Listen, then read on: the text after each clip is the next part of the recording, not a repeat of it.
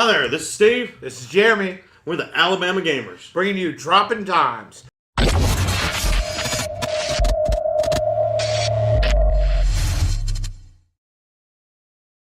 Dropping Dimes is our weekly segment where we pull through and pick 10 of what we think are the very best video games that are coming out. All of our stuff mostly comes from the PlayStation Drop blog, right?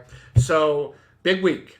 Big week. Mm-hmm. 25 games being released this week with 7 retails. And believe it or not all 7 retailers actually made it on the list, which is interesting.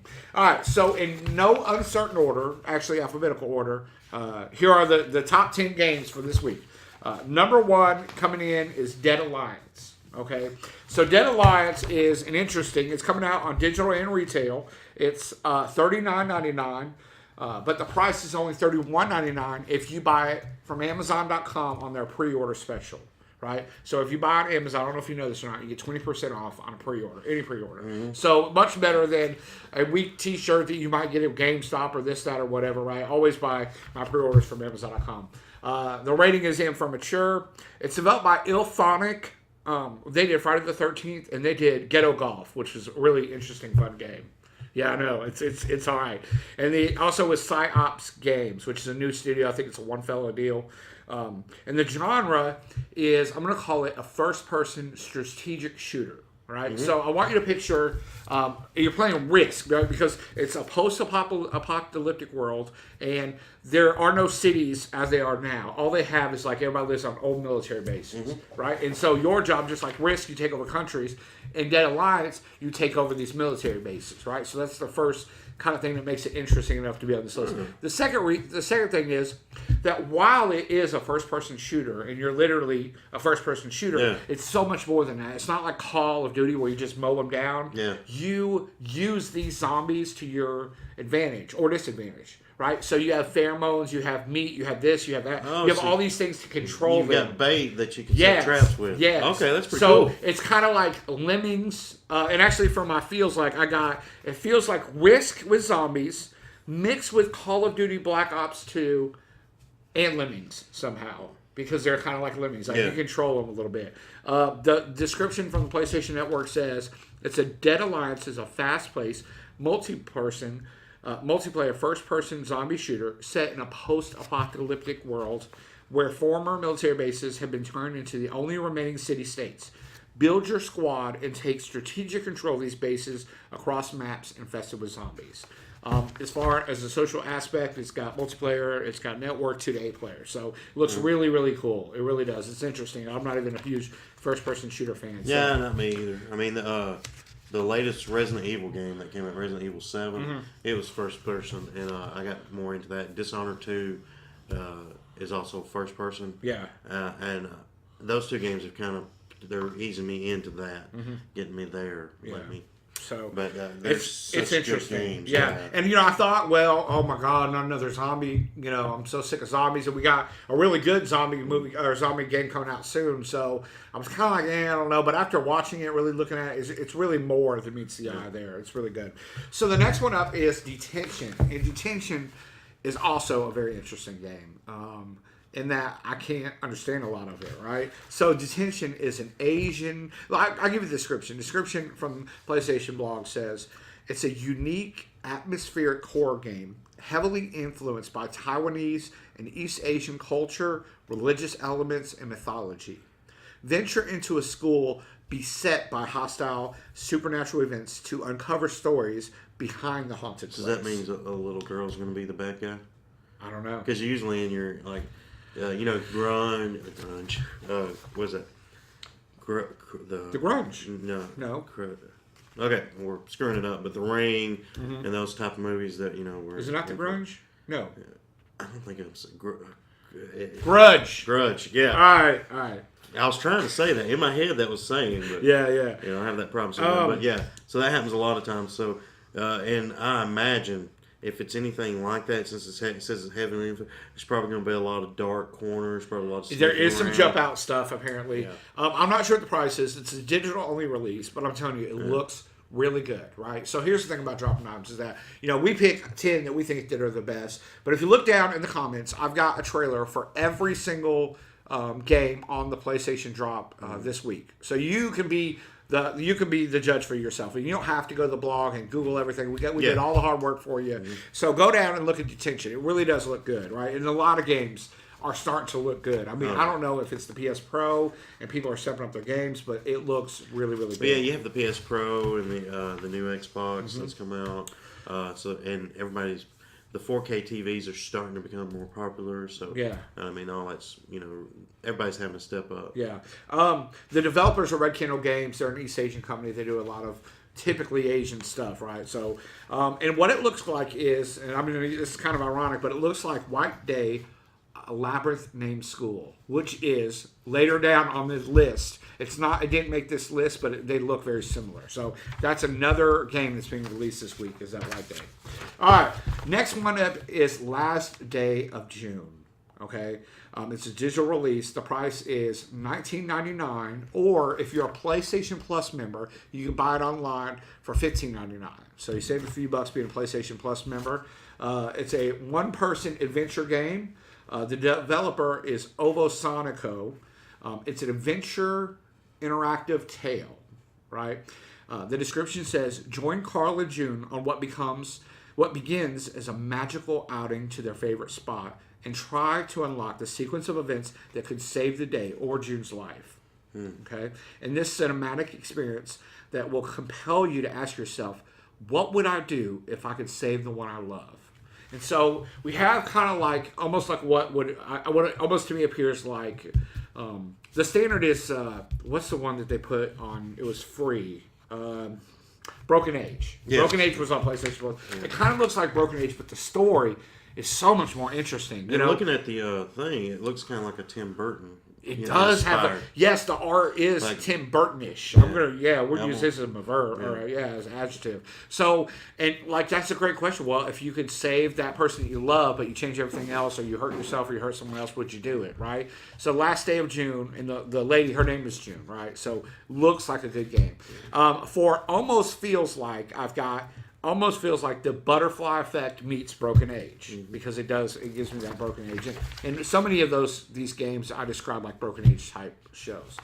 The next one is Life is Strange Before the Storm, right? So Life is Strange was an episodic game. I thought it was really, really good. I mean, I really did. It was the first one of those episodic plays that I played that didn't feel like Broken Age. It was interesting. So the description is, Life is Strange Before the Storm features Chloe Price, a 16-year-old rebel who forms an unlikely friendship with Rachel Amber, a beautiful and popular girl destined for success. When Rachel's world is turned upside down by a family secret, it takes their newfound alliance to give each other the strength to overcome their demons. It looks like Life is Strange 1. Right? It just looks like that. By the way, Life is Strange Before the Storm is a prequel. And so she won't have any of her powers that she had before.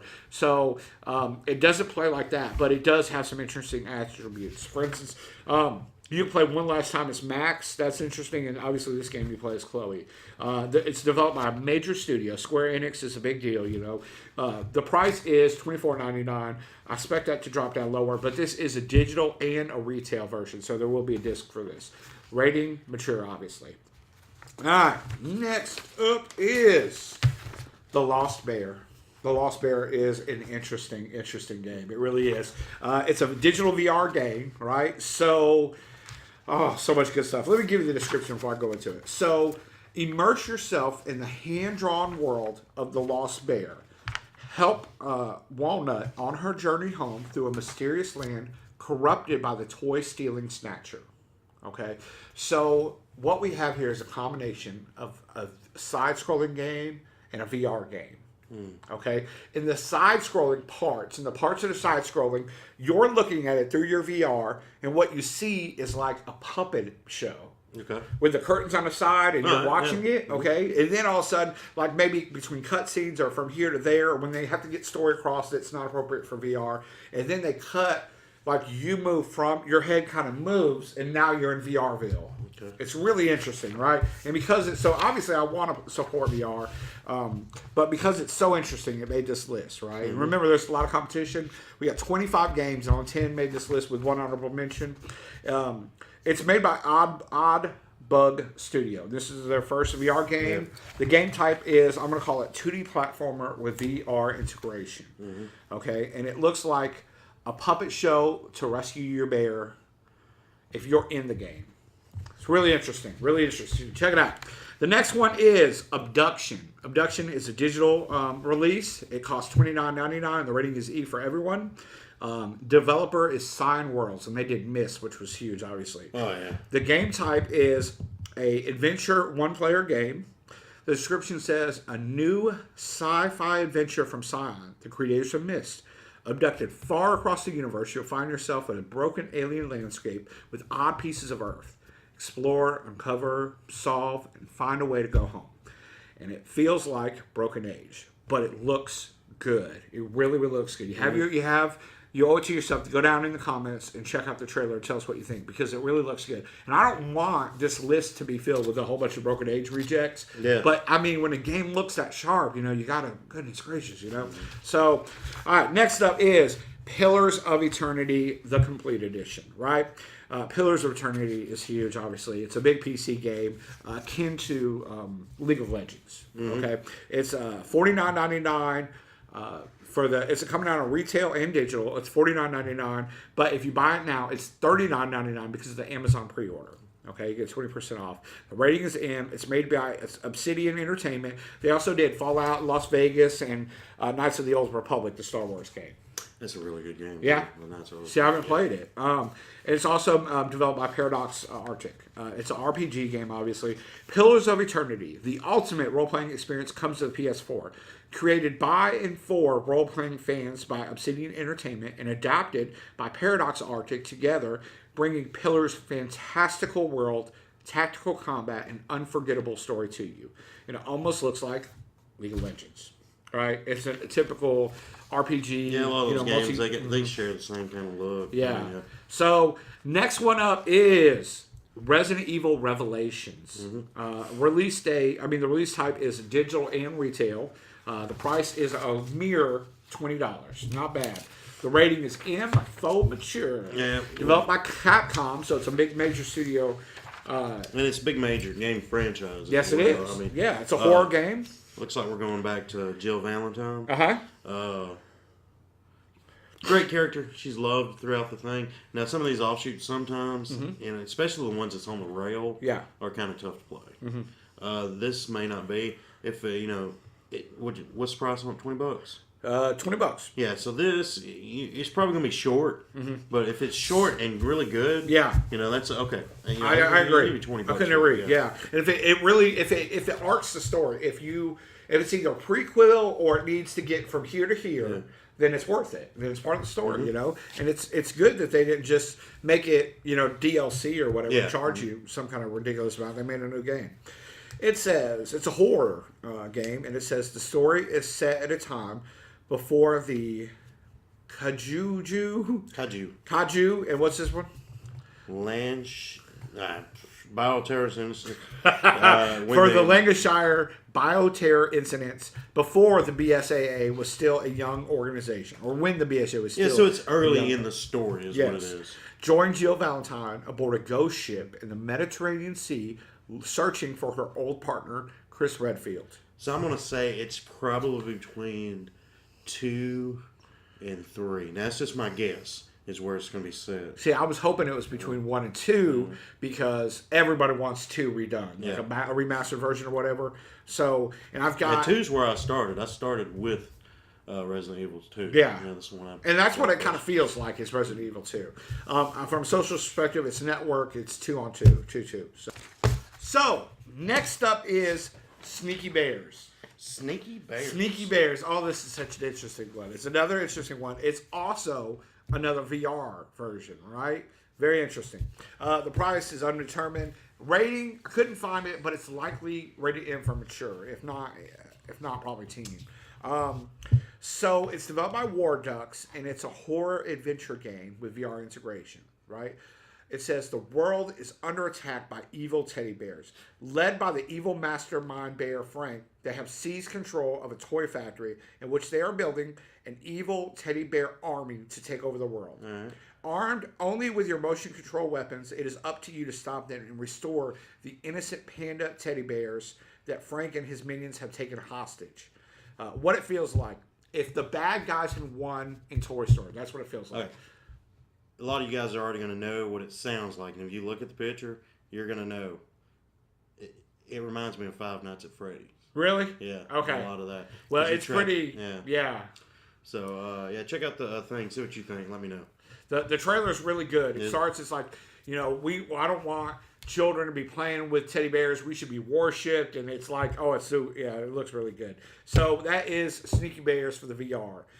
Next up is Yakuza Kiwami. It's digital and retail. It's a big deal. It's a digital remaster, or actually a reboot of the franchise.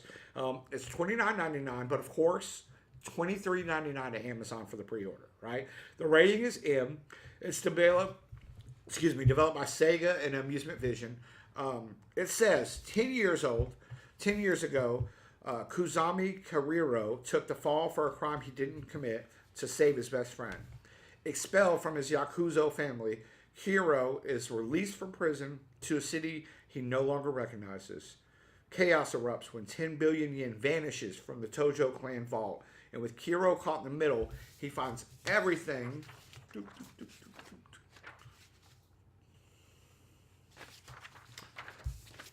Everything points to a young, mysterious girl named Harkura.